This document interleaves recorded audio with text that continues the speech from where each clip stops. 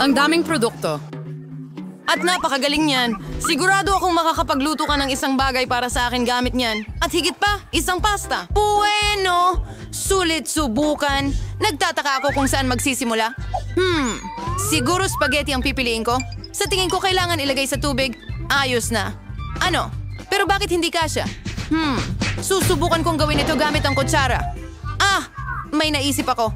Kailangan ng ibang paraan. Hahatiin ko na lang ang spaghetti sa dalawa. Kawawang Jane, napaka-incompetent mo. Dapat mas binigyan kita ng pansin. Kailangan mo kunin ang spaghetti, ilagay ito ng maingat sa mainit na tubig, at maghintay ng kaunti hanggang lumambot at ilubog ng tuluyan sa kawali. Ala, hindi mo labas turuan ng isang babae. Kailangan niyang kumuha ng halimbawa mula sa mga profesional. Ano? Ngayon, magluluto tayo ng homemade na pansit. Mas masarap ang mga ito kaysa sa mga nabibili sa tindahan. Para dito, kakailanganin ko ng premium na harina, isang itlog, at kaunting asin. Masahin ko ito ng maayos at handa na ang masa. Gusto kong kulayan ito ng itim at para dito, gagamit ako ng tinta ng pusit. Ito ay ganap na ligtas. Kailangan lang ng ilang patak. At ngayon, hahaluin natin ang masa at hayaan itong magpahinga ng kaunti sa ilalim ng foil. Hindi ako musmurahan kung may sapat kang oras para lutuin ang putaheng ito. Nasa ilalim ng kontrol ko ang lahat. Panahon na para i-roll ang masa. Ito ang pinakamahirap na trabaho, pero kaya ko ito. At ngayon, kukuha ko ng espesyal na kutsilyo at puputulin ang masa sa mga guhit. Tingnan mo kung gaano ito kalambot. Sigurado akong lalabas na napakasarap ng aking lutong ulam. Pinapahiran ko ng harina ang kwarta. Ayan, tapos na. Pwede mo nang ilagay ito. Ihuhulog ko ito sa kumukulong tubig, ihalo at maghintay. Ang pangunahing bagay ay huwag hayaang magdikit-dikit ang pasta. Ngayon, pwede mo na itong ilagay sa plato. At ngayon, ihahanda ko ang pampalasa. Sa aking palagay, mahusay ang pagkapares ng seafood at pasta. Magpiprito lang ako ng mga maliliit na pugita. Mukha itong medyo kakaiba. Hindi mo ito maintindihan. Ito ay mataas na lutuin. Idadagdag ko ang sarsa na ito. At tapos na. Siguradong ma-appreciate ito ni Bobby. Oh! Sa tingin ko, mas gusto ng anak ko ang ketchup. Saron tilgawa mo. Sinusubukan kong kunin ang spaghetti mula sa kawali. Mukhang hindi ito pasta. Parang nagkaroon ako ng pasta casserole. Sa tingin ko, mas mabuting itapon na lang ito. May naisip akong ideya. Kukuha ako ng noodles na insik. Lagi itong gusto ni Bobby.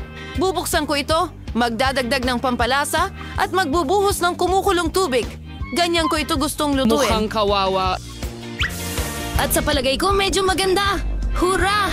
Grabe, ang daming putahe. Nalilibang ang mga mata ko. Hindi ko alam kung saan magsisimula. Ayoko ng mga pugita. Nakakatakot sila. Pero gusto ko ang pasta na may ketchup. Mahal ko ang sarsa na ito. Sa tingin ko si Granny ang gumawa nito. Ang Chinese noodles ay kaaya-ayang sorpresa. Lagi ko itong nagustuhan. Oh, hindi. Masyado silang maanghang. Hindi. Sa totoo lang, medyo masarap ito. Sa tingin ko, mananalo sila. Salamat. Ano ang gusto ng anak ko ngayon? Mahal, magluto ka nga ng mga chinsirya para sa akin. Kahit ano ang sabihin mo, bata. Wala akong ideya kung ano ang gagawin. Was maalagi, Jane. Kailangan mong balatan ang mga patatas. At ngayon, hinihiwa natin sila ng manipis hanggat maaari. Magbuhos ng kaunting mantika at lilikha ito ng masarap na malutong na balat. Buksan ang kalan sa pinakamataas na kapangyarihan at ipadala ang mga patatas sa kawali. Parang walang komplikado. Salamat, Lola. Susubukan ko ito. Kukunin ko ang mga patatas at babalatan. Parang may mali akong nagagawa. Bakit ang liit ng pirasong natira? Kahit na, sa tingin ko hindi nito maapektuhan ang lasa. Kaya, ngayon pwede na nating ibuhos ang langis.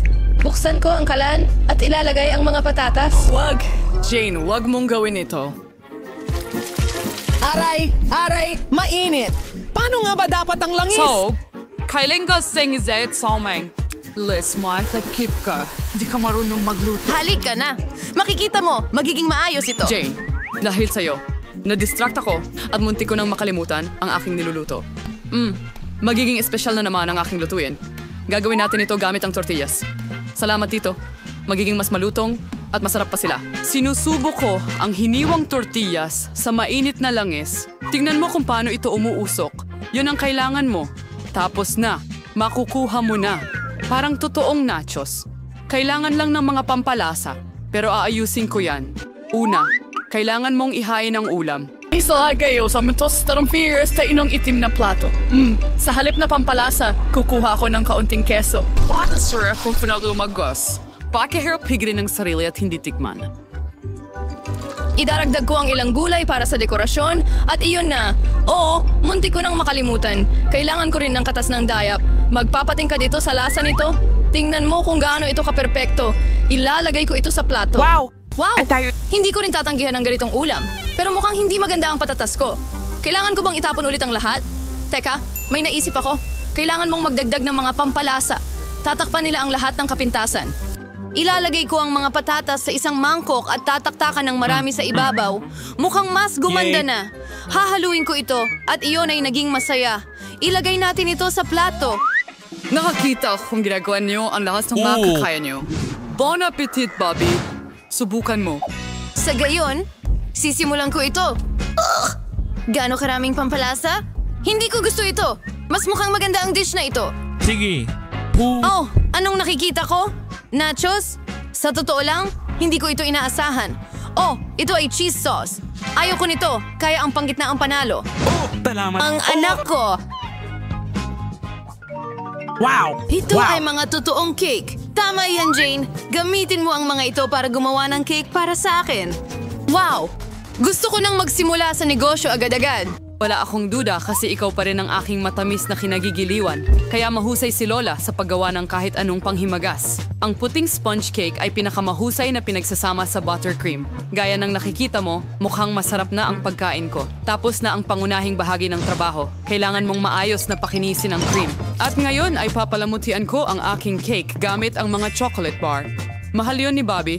Ano pa ang idadagdag ko? May naisip ako. Itong mga maselang candies. Mukhang perpekto. Wala ka nang maiisip na mas maganda. Maglalagay ako ng matingkad na accent sa pamamagitan ng Skittles. Ayan, ang huling candy. Hindi ba't kahanga-hanga iyon? Hindi masama para sa lutong bahay na baking, pero hindi ito maihahambing sa dessert ko. Karapat-dapat ito sa pinakamahusay na mga pastry shop sa Pransya. Napansin mo ba kung gaano kakumpiyansa ang mga galaw ko? Lahat ng mga tao ng trabaho sa kusina. Ngayon, kailangan nating putulin ng cake ng eksaktong kalahati. Magdaragdag ako ng kaunting cream sa ibabaw. At mukhang simple pa ito sa ngayon, pero hindi pa ito tapos. Maniwala ka, dadalhin ko ito sa rurok. Hinilagay ko ang kalahati ng cake sa ibabaw ng ganito at pinutol ang gitna. At ngayon, inilalagay ko ito sa gilid. May naaalala ka ba rito? Malapit ko nang lagyan ng kulay at mauunawaan mo ang lahat. Lila, asul, oo, ito ay isang tunay na bahaghari. Gaya ng nakikita mo, ginawa ko ang lahat ng ito ng may dahilan. Bigyan mo pa ako ng kaunting oras at mamamangha ka. Emma, nakaisip ka na naman ng kalokohan gaya ng dati. Aminin mo, naiinggit ka lang sa akin. Tingnan mo kung gaano kapino ang cream. Talagang kaya-aya. Nakatingin lang ako at tuluyang nakalimutan ang tungkol sa aking cake. Kailangan kong tapusin agad. Mukhang medyo kakaiba ito. Paano ko ito maaayos? May naisip ako. Sulit subukan kasi hindi na rin naman ito magiging mas masama pa. Hindi ko maintindihan bakit kailangan mo ito sa ibabaw. Iyan ay isang lihim. Makikita mo ang lahat. Gusto mo ba ito? Wow, talagang hindi inaasahan. Sana magustuhan ito ni Bobby. Aking anaghada na ang lahat. Oo, panahon na para palayain ang sarili sa dessert nang may kasiyahan. Ilan kayang matatamis na bagay? Wow, isang tunay na bahaghari. Ang sarap ay sobrang langit. Mahusay. Emma, mahusay na trabaho. At maraming tsokolate sa cake na ito. Masarap din. Lola, ang galing. Ang huling cake na lang natitira. Mukhang malaking iceberg ng yelo. Ang daming cream. Pero ang tagumpay ay kay Emma pa rin. Ayun yun. Panahon na para sa huling round. Gusto ko ng kakao na may marshmallows. Sa tingin ko madali lang gumawa ng inumin. Ito ang aking pinakamasayang oras. Huwag agad humusga, Jane. Walang duwagawan to ng mas mabuti kaysa kay Lola. Kakailanganin ko ang piling gatas at puspos na pulbos ng kakao. Maglalagay ako ng higit pa para maging kasing tsokolate ng posible ang lasa. Arnin gayon. Wow, ang kasing maayos gamit ang whisk. Tawgerin sa mga buo-buo. Ants, kulang pa rin sa tsokolate. Magdagdag tayo ng isang buong bar. Hahatiin ko ito sa mga piraso. Lola, ang ganda nito. Wow. Sinabi ko na sa'yo, wala akong katapat pagdating sa kakao. Ibubuhos ko ito sa paborito kong tasa. At tapos na. Maaga kang masaya, Lola. Hindi mo pa natitikman ang kakao ko? Tingnan mo lang ang tekstura nito. Perpekto. At walang gatas. Puro cream lang. Kailangan kong ihalo ito ng maayos gamit ang mixer para makakuha ng banayad na bula. At ngayon, ilalagay ko na ito sa ibabaw. Ooh. Oh. Halos makalimutan ko ang marshmallows at kaunting tsokolating sarsa sa ibabaw. Wow, yun namin ko kahanga-hanga ito. Maniwala ka! Kahit ako kaya kong lutuin ito. Parang may kulang. Tama, whipped cream. Kailangan pa nating magdagdag. Magugustuhan ito ni Bobby. Paano kaya kung maglagay rin tayo ng Oreos? Sa tingin ko masarap kapag kumakagat. Kaunting candy hindi rin makakasama. Waffle tubes, chocolate syrup, at sprinkles para maganda. Perpekto! Tapos na ito. Magpakasasa ka, Bobby. Wow. Hindi masama! Hindi masama! Patuloy mo akong pinapasaya. Oh, napakaraming candy sa itaas. Pwede kang uminom at magmerienda ng sabay, tamang balanse, pero hindi ako hihinto. Oh, Lola, tasa mo ito. Ang inumin ay medyo okay lang. Gusto kong ihalo ito ng ibang bagay. Sa tingin ko, pwede na ito. Oh, medyo mayaman nga. Pero mas gusto ko pa rin ang unang inumin. Ako ang pinakamahusay. Wow, ang daming Twix. Sa tingin mo marami na yan? Sinuwerte kayo. Isa lang nakuha ko. Hoy! Ingat sa mga pambalot na yan. Huwag mo akong sigawan. Bingo! Ano, gustong-gusto mo ito? Chainsaw time. Tulong. Sige na, huwag kang sumigaw. Hindi para sa'yo ito. Para ito sa tsokolate ko. Eksaktong 2 piraso ng tsokolate. Nakalimutan kong 2 ang laman ng isang Twix. Paano mo makakalimutan? Dumiretso sa atin lahat ng tsokolate. Pasensya na. Sa halip na sigawan mo ako, dapat masaya ka para sa akin. Isa lang naman ang Twix na kinuha ko at ang dami-dami mo pa. Inubos mo na lahat ng sayo. Oras na para simulan ko ang akin. Una, kailangan kong itapon ng mga pambalot. Sabi ko lahat ng pambalot. Ngayon pwede na akong kumain. Gustong-gusto ko ang Twix. Lagi silang masarap, lalo na kung marami. May naisip ako? Bakit ko kakainin ng tuyo? Normal na tsokolate. Uy, ano yun? Huwag kang magreklamo. Tingnan mo kung paano nagiging matamis na tsokolate na gatas ang regular na tsokolate. Hindi mo pa ito nakita dati. Masarap kumain. At gayon din ang uminom. Nakikita kong malapit ka nang matapos. Ibig sabihin ngayon, ay oras na para sa tsokolate ko. Kailangan ko lang alisin ang mga balot. Sabihin mo sa akin na hindi yun cool. Pero hindi yun lang. Panahon na para magsimula magtayo. Ang lahat ng tsokolate na ito ay perpektong materyales para sa pagbuo. At ang pandikit ay Nutella. Magdadagdag ito ng dagdag na tsokolate na lasa at magpapalakas ng lahat sa lugar. Magsimula na tayong magtayo. Wow! Tingnan mo lang ang ginawa ko. Ito ang unang chocolate tower sa buong mundo. Umaabot hanggang ulap. Kailangan ng hagdan. Hindi ko alam na magiging ganito ang kalalabasan. Alam mo, ito ang ating... Tama yun. Sige, ano pang hinihintay natin? Tara na. Hiccup! Beijing way Salamat sa'yo. Hoy! Hoy! Oh, buhay ito. Paano mo nagawa? Alexis! Oh, Diyos ko! Akin yun at tsokolate. Mabuti. Akala ko inatake ako sa puso. Talagang nailigtas ako nito. Ano to? Bakit napakamalas ko? Isa lang ang mata ko. At nasilip ko na ito. Hindi ka sinuwerte, babaguhin natin. Hari. Pero ako, pababayaan kitang maging magulo. Totoong malagkit. Maglalaro ako ng kaunti. Ayan, patay. Ayan, patay. Ayos. Kailangan ko ng regular na ketchup. Hindi ko kaya. Sa tingin ko, mahuhulog siya dito. Julie, tingnan mo. Kaya kong tanggalin ang mata ko. Ano? Ano? Isang mata! Totoong mata! Ilayo mo yan sa akin ngayon! Oh, ano yon? Oh! Sa tingin ko, nabubulunan siya. Kailangan natin siyang suntukin sa likod. Yan SARS me, mga chocolate ball na ito. Gustong gusto kong kainin ito. Saan nanggaling ang mata na yon? Nakakatakot! Mukhang totoo talaga ang mata na iyon. Siyempre, meron. Ang pagkakaiba, masarap ang mga ito. At sa loob, may cream. Cream, sabi mo? Tapos tingnan mo ako. Ngayon kakainin ko na lahat ng aking gummy treats. Parang may kulang. Siguro ilang pa. Hindi, wag mong hawakan ang akin. Kaya kong gawin ito nang wala ka. Isa lang ang ibigay mo sa akin! Kaibigan ka, ibahagi mo sa amin. Wala na akong may babahagi. Kinain ko silang lahat. Tingnan mo, walang laman. Handa na ako. Ano iyon? Hindi! Ano ang nakikita ko ng mabuti? Dahil ang sakin mo kasi. Kaya nga. Nagbibiro ka ba? Bakit palagi akong mas kaunti? Marami tayong nabiling chichirya. Napaka-organisado ko. Simulan na. Isang chip lang? Hindi ko nga makuha. Ang liit.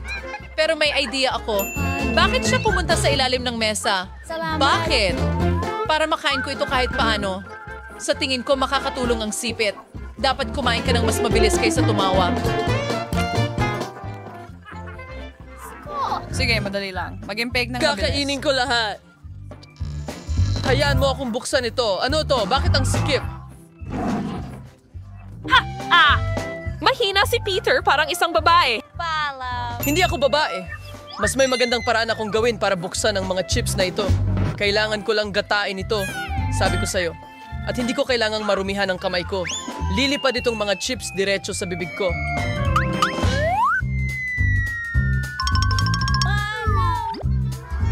Ang sarap! Wow!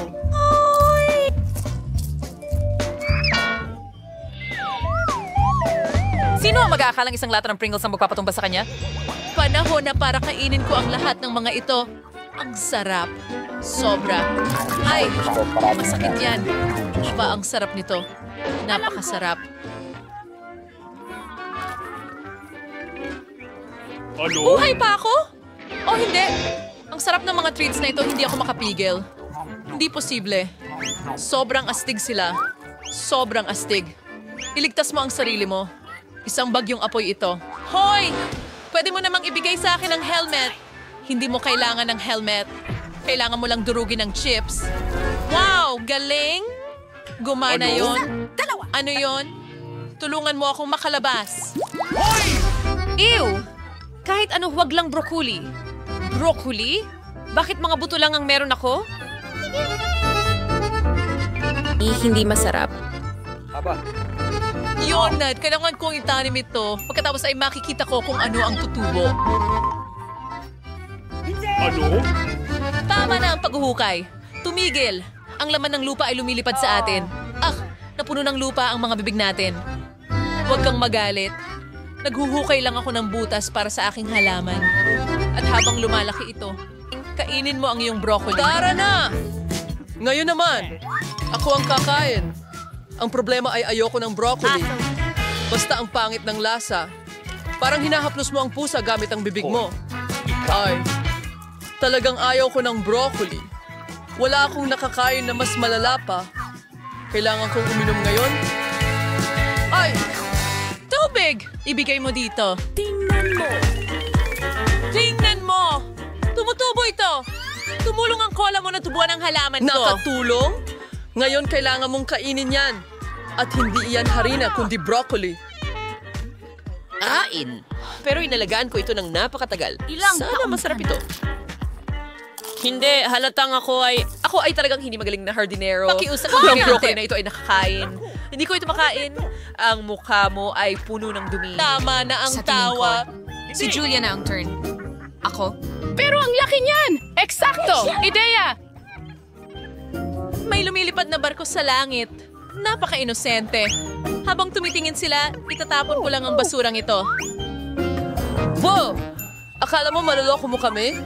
Buti na lang may espesyal akong mangkok. kadiri. Tingnan mo, kinain ko na lahat. Sobrang sama. Mas lalala. Presayo. Tingnan mo. Nahuli ko lahat ng itinapon Ayaw mo. kong kainin ito. Magpasalamat Ang ka sa sama niya. akin. Tumulong din ako. Para sa... Ang galing Oh, pero gusto ko pa ng higit. Si Julia ang nakakuha ng pinakakaunti ulit. Ang Hindi lang pinakakaunti. isa lang ang candy ko. Pero masyado kang nagiging masaya agad. Alam ko na kung paano ko ito mapapalaki. Kailangan ko lang ng regular na iPhone. Kailangan ko na lang mag-zoom in sa candy. Astig. Ngayon mas malaki ito at malamang mas masarap. Oo, kahanga-hanga lang talaga. Ang sarap. Nagulat ako. Peter, ngayon ikaw na. Ikinalulugod ko. Tingnan mo, ako ay... Saluhin ang lahat ng candy na ito sa bibig ko. Nakita mo na ba ito? Nagulo ako ng kaunti. Kaunti lang? Wala tayong nahuli. Kahit ano pa, nakalimutan ka na namin. Ako na ang susunod. Kung pwede bang kumuha ng isang candy? Hindi pwede. Siyempre hindi. Akin ito. Sige, anong kulay ang pipiliin ko? Candy boy muna. Sa tingin ko, makakatulong ito. Kung ano mang kulay ang makuha ko. At sismula ko... Ang may berde! Ano? Ito talaga ang paborito kong kulay. Kaya sinuwerte ako. Kakainin ko ang lahat ng mabilis. Napakasarap ng candy na ito. Pagkatapos ay maghuhugot ako ng kapsula. Ano yun? Nagniningning. Wow! Ang laki ng candy na ito. Sige. Ang sarap! Hindi masama. At sa loob, may sangkatutak na candy. Sapat na ito para sa natitirang buhay ko. Gusto ko rin. Paki-share. Siyempre, magbabahagi ako. Ibigay mo ang mga kamay mo. Hindi ako sakim. Sapat ito para sa lahat. Salamat, Peter.